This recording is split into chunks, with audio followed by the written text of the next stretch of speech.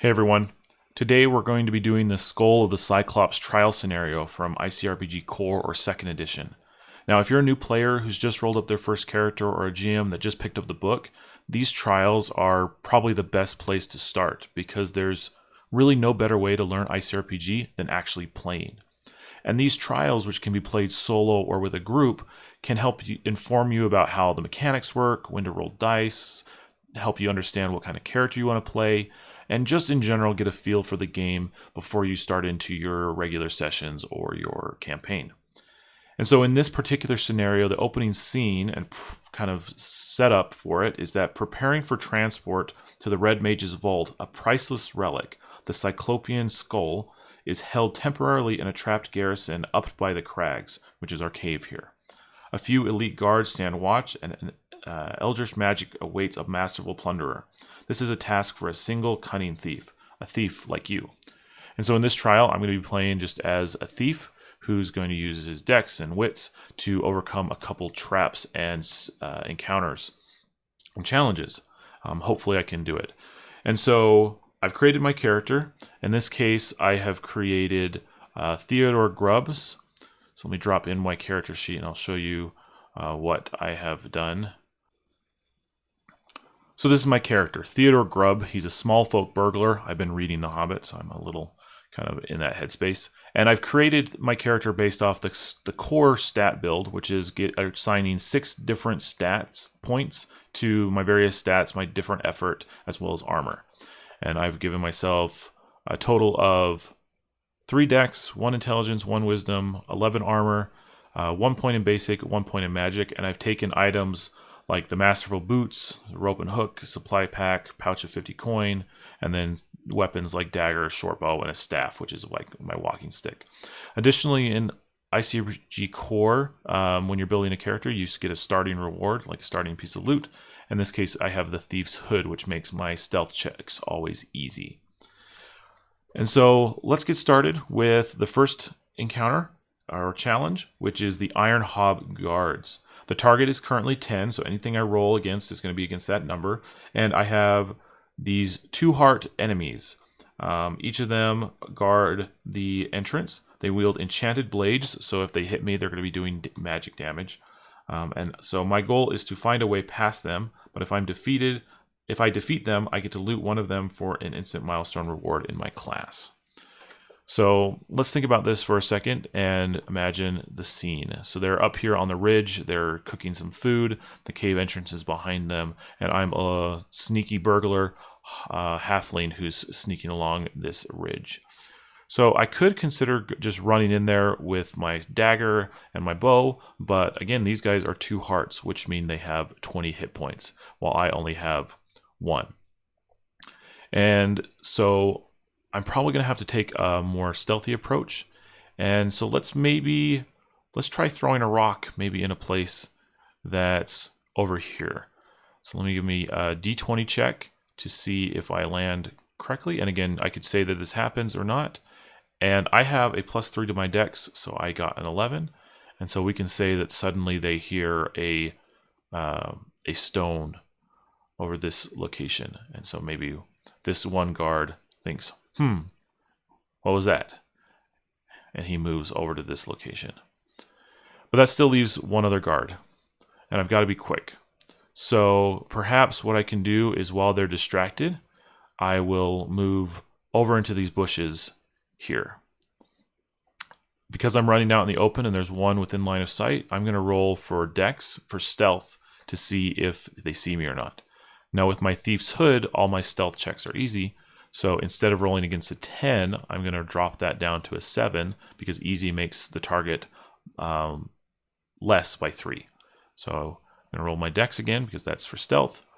And I got a 13 +3, so 16 compared to a 7. Easy peasy. Made it across. No one saw me. So now what I can do is hopefully move up a lot closer. And maybe what I'm thinking is I'm doing pretty good on dex. And at this point, maybe they're thinking it's coming back. Or what I can do here is as a GM, when I look back to this person who's doing a search, I could roll a timer and say, in 4 rounds, that guard is going to be done searching. He's going to be committed there for 4 rounds, and so by the time that timer's that's when he comes back. So now I have a little bit of timer pressure on. So I've moved. We're going to drop that down by 2, because technically I've done 2 actions already. And so I'm going to be pretty quick about this, and maybe I'll sneak up here, move pretty freely, and then I'm going to try to just swoop in, kind of parkour my way into the cave rather than fighting these two.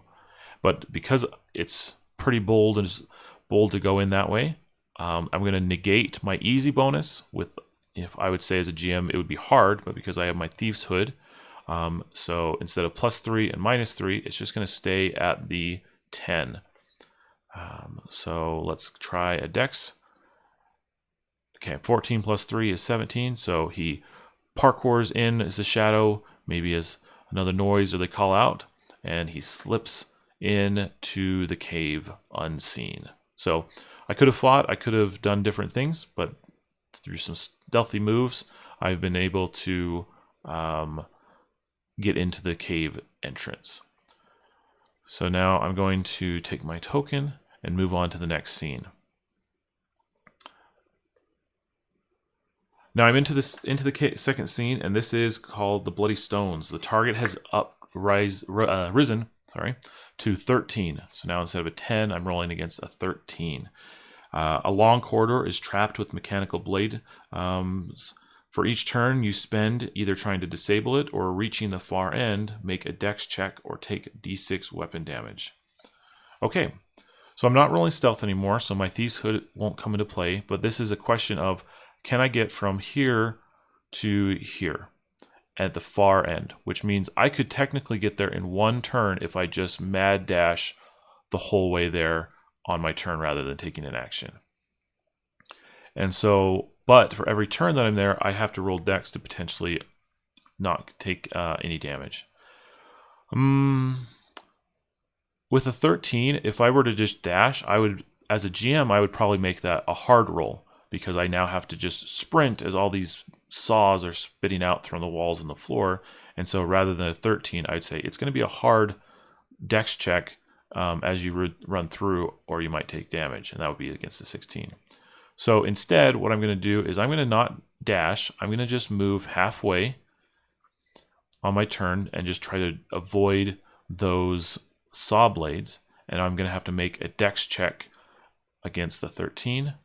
17 + 3 is a dirty 20. So easily sidestep and duck around the first part of the saws. And then I'm going to do the same thing on my next turn. Okay. And then I'm going to roll again. 15 + 3 is 18. So I again make it, dodging any damage, deftly stepping past the saws, and I've made it to the far end. All right, let's take my guy to the next room. Here we are. The room with the priceless relic there waiting for me on the lonely plinth. So the target has dropped from 13 to 11, and so each scene I have a potential to change the scenes if I want, or it could happen mid-scene as well. So on the far side, a platform holds a cyclopean skull. When grabbed, so I come over here and just like Indiana Jones, I fiddle with it and try to deftly take the skull from the plinth.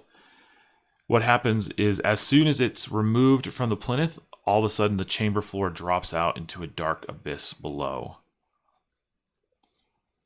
Okay, so I've taken the skull. It's now in my possession. I'm holding it. I have to find a way to get back to the far exit. But for each turn I spend, I have to make a strength check to keep hold of the relic. If it falls, it explodes and fills the room with fire. So let's see. With the kind of the room setup, I could maybe skirt around the edges here. I could maybe jump from column to column here with my Dex, which would be faster, but probably more dangerous. And so let's go as well. Let's throw in a timer and say in 2 rounds, one of those guards might show up and make things more difficult for me. So I'm going to think to myself, well, let's just try to skirt around here. And because I have to go slow, I'm only going to move close and just move through the room here, and I'm going to roll strength. Okay. Yeah, so with that 10, I fail the check and I drop the room and it fills with fire. So technically I have failed the objective, and now I have to escape with just the fire that's coming out of the room. So let's grab some fire tokens.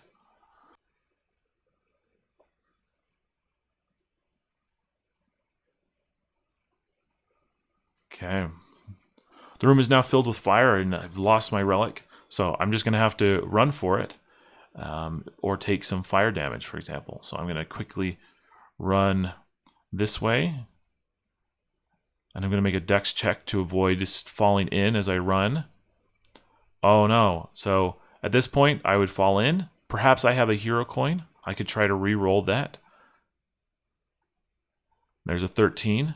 Okay, but that's my one hero coin and I've spent it. So there's that. And I'm going to run one more time. I'm going to roll once more on the dex. And there it is. Ooh, down into the fire he goes, taking damage. Or if I wanted to continue on, I could just say he rolls damage and he takes 1 point of effort. Okay. And so if I move back to the next room, I can run through here, and I'm just going to make a mad dash and try to roll dex again. Nat 20. So he gets there doubly fast. So fast even that he definitely rolls, ducks, dips, dives, and dodges his way out. Just straight out of the cave and out of the scene before the guards even know what happened. And they're left with a cave filled with fire and trying to figure out what happened to their priceless relic. And that's it. That's the entire trial adventure. The Skull of the Cyclops presents some opportunities for the thief, and you can see that there's different ways to play out these different mechanics. Try out traps, try out things. But I realized maybe I needed more dex or maybe more strength, but maybe I would rely on my teammates to do that in the session. So hopefully, if you're ever wondering what to do when you first try ICRPG, I highly recommend that you just try a trial. Grab a basic scenario, give yourself a couple challenges, and just try things out. Learn the target, learn the timers, learn how to make the rolls, and you should be good to go and to jump right into a full game when you're ready.